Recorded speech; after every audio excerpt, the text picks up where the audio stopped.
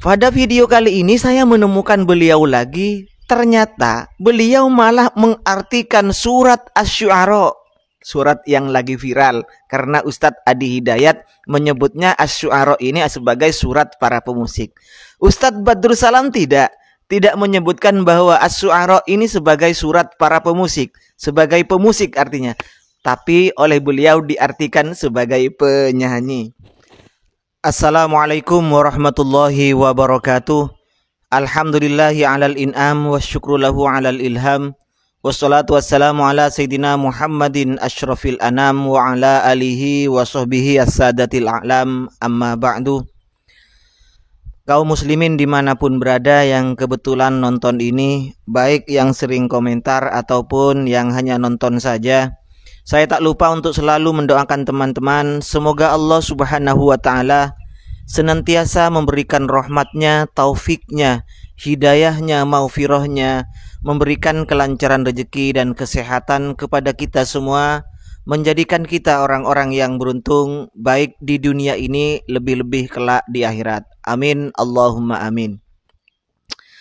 Ternyata teman-teman, Pak Ustadz Badrus Salam LC, salah seorang ustadz dari kalangan mereka, kaum Salafi Wahabi, bukan hanya sekali yang pernah saya buat konten beberapa hari yang lalu itu mengartikan syi'ron ini sebagai penyanyi, sebagai nyanyian. Pada konten sebelumnya beliau Ustadz Badrus Salam menjelaskan tentang boleh orang itu bernyanyi asalkan jangan sering-sering. Jadi beliau menjelaskan persyaratan seorang penyanyi tanpa musik dari Imam Syafi'i. Yang pertama, isi syairnya itu, isi nyanyiannya itu tidaklah mengandung unsur maksiat. Yang kedua, jangan sering-sering. Nah, kalau sering-sering, maka beliau kemudian membawakan sebuah hadis bahwa perut seseorang ini lebih baik dipenuhi dengan darah dan nanah daripada dipenuhi min ayyam tali asyiron, daripada dipenuhi oleh nyanyian. Ternyata Ustadz Badrus Salam ini mengartikan syi'ron di hadis Nabi itu dengan kata nyanyian. Satu konten. Pada video kali ini saya menemukan beliau lagi. Ternyata beliau malah mengartikan surat Asy-Syu'ara, surat yang lagi viral, karena Ustadz Adi Hidayat menyebutnya Asy-Syu'ara ini sebagai surat para pemusik. Ustadz Badrus Salam tidak menyebutkan bahwa Asy-Syu'ara ini sebagai surat para pemusik, sebagai pemusik artinya, tapi oleh beliau diartikan sebagai penyanyi.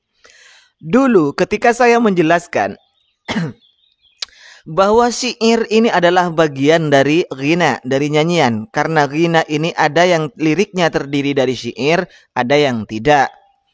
Setiap penyanyi ini, nyanyian ini adalah termasuk juga bagian dari musik, dari musisi, dari azib.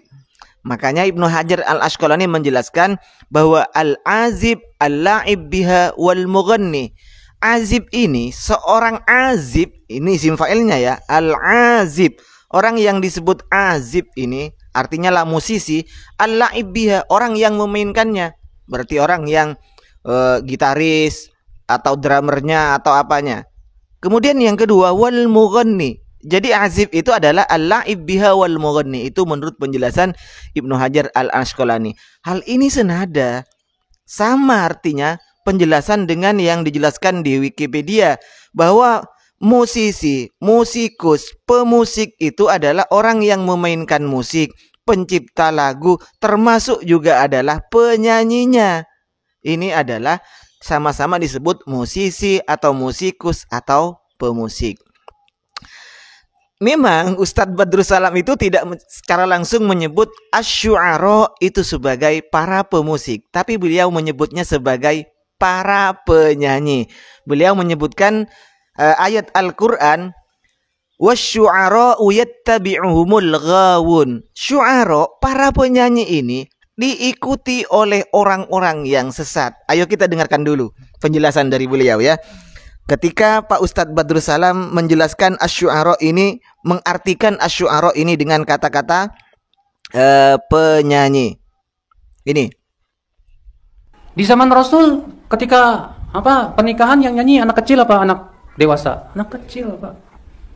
Nggak ada sahabat ayo kita bikin klub nasyid, konser. Mana ada di zaman sahabat, zaman Rasul SAW. Nggak layak. Ada nggak Pak penyanyi dihadiri oleh para ulama? Nggak ada Pak. Allah mengatakan apa? Wasyu'ara'u yattabi'uhumul ghawun, dalam surat Asy-Syu'ara tuh. Para penyanyi itu hanyalah diikuti oleh orang-orang yang sesat. Makanya penyanyi majelisnya yang menghadiri siapa? Yang kayak gitu, joget-joget ini. Nggak ada para ulama hadir. Masya Allah. Nggak ada Pak. Wasyu'ara'u yattabi'uhumul ghawun. Para penyanyi diikuti oleh orang-orang yang sesat, orang-orang yang tersesat. Dari awal beliau itu menjelaskan tentang masalah resepsi pernikahan pada zaman Rasulullah Sallallahu Alaihi Wasallam. Kata beliau, tidak ada para sahabiat yang sudah dewasa, yang sudah balighah, yang membawakan lagu-lagu, yang menyanyikan.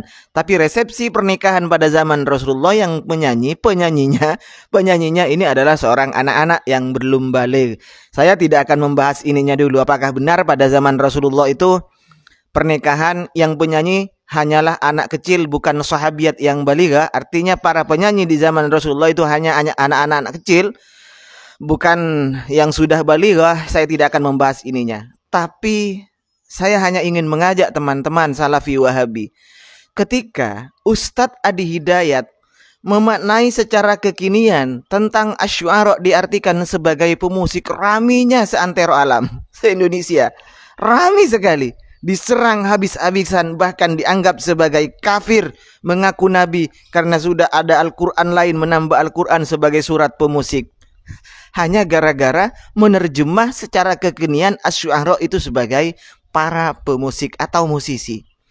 Tapi anehnya, dua video yang berbeda Ustadz Salafi Wahabi, Ustadz Badrus Salam LC ini ketika menerjemah hadis Nabi, syi'ron diartikan nyanyian, kemudian Asy-Syu'ara diartikan penyanyi. Nggak ada kok, baik dari kalangan Nahdlatul Ulama, dari kalangan Muhammadiyah, nggak ada yang menegur Ustadz Badrus Salam. Sekedar menegur nggak ada kok. Karena mereka mengerti bahwa memang Asy-Syu'ara itu bisa diartikan sebagai penyanyi. Kalau memang ini salah, pada awal-awal saya menjelaskan seperti itu, Masya Allah, orang-orang Wahabi komentarnya, syair dengan nyanyian itu lain, macam-macam lah komentarnya. Tapi ini gimana Ustadz Anda? Ustadz Badrus Salam malah menjelaskan Asy-Syu'ara itu adalah sebagai seorang penyanyi.